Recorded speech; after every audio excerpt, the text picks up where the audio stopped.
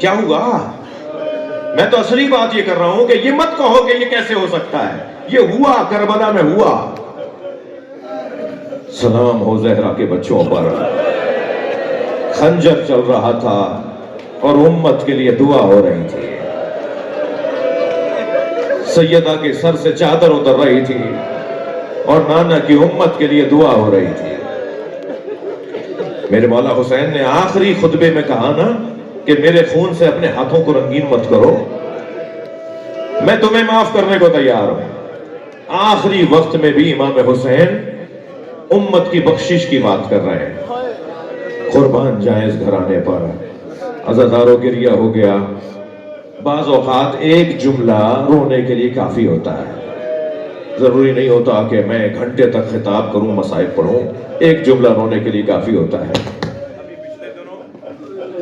ابھی پچھلے دنوں میں ایک جگہ مجلس پڑھ کر، رش بہت زیادہ، مجمع بہت زیادہ تھا، مجلس پڑھ کر جب باہر نکلا تو ایک کیفیت تھی مجمع کی وجہ سے، ایک مجھے ہلکا سا دھکا لگا، میرے سر سے امامہ گر گیا۔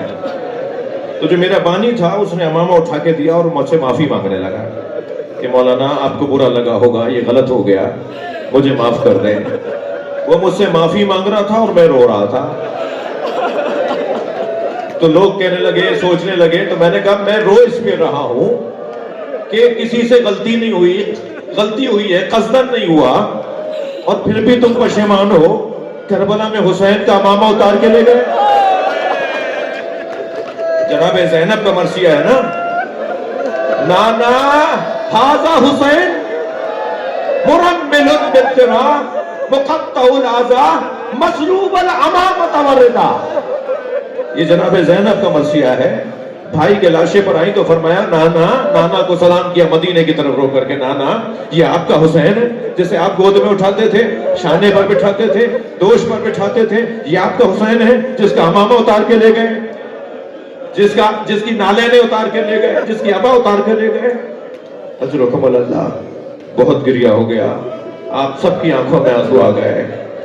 ابھی اگر میں ممبر سے گر جاؤں تو یہ جوان سہارا دے گا، مولانا کیا ہوا تھا؟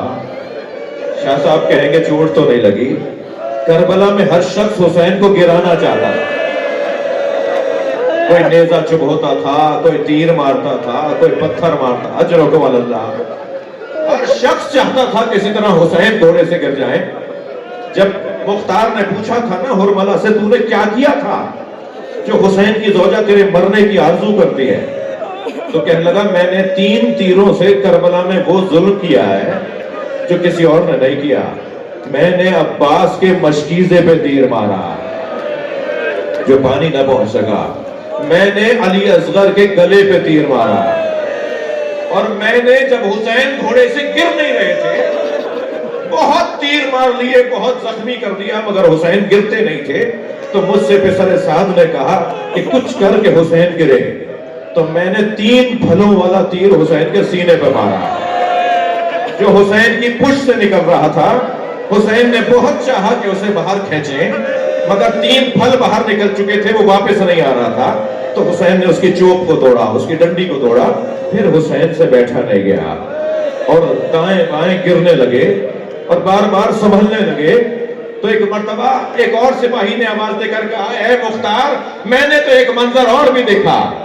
جب حسین گرنے لگتے تھے تو جس طرف گرتے تھے اشارہ کر کے کہتے تھے لا واللہ، لا واللہ، مجھے نہیں چاہیے، مجھے نہیں چاہیے۔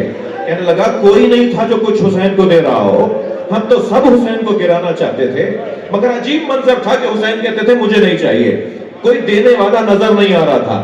میں نے حضرت آیت اللہ مشکینی سے بی بی معصومہ کے حرم میں یہ مسائل سنے، وہ بیان کر رہے تھے جب امام گرنے لگتے تھے نا تو جو فرماتے تھے نا لا واللہ، نہیں چاہیے، نہیں چاہیے، تو در حقیقت معرفت کی نگاہوں سے دیکھو، سیدہ زہرا آگے بڑھ کر کہتی تھی میری آغوش میں آ جا، اجرکم اللہ، اے میرے بچے میری گود میں آ جا، اور حسین کہتے تھے اماں یہ میرا امتحان ہے۔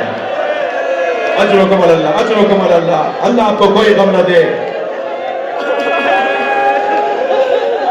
مصائب ہو گئے، گریہ ہو گیا۔ اگر کسی مذہب کے بڑے نے رونے سے روکا ہے نا تو جن بڑوں نے رونے کا حکم دیا ہے وہ کسی سے کم نہیں ہے، میرے عقیدے کے مطابق سب سے افضل ہے۔ میرے مولا رضا نے فرمایا جب مجلس پہ بیٹھا کرو تو ایسے رویا کرو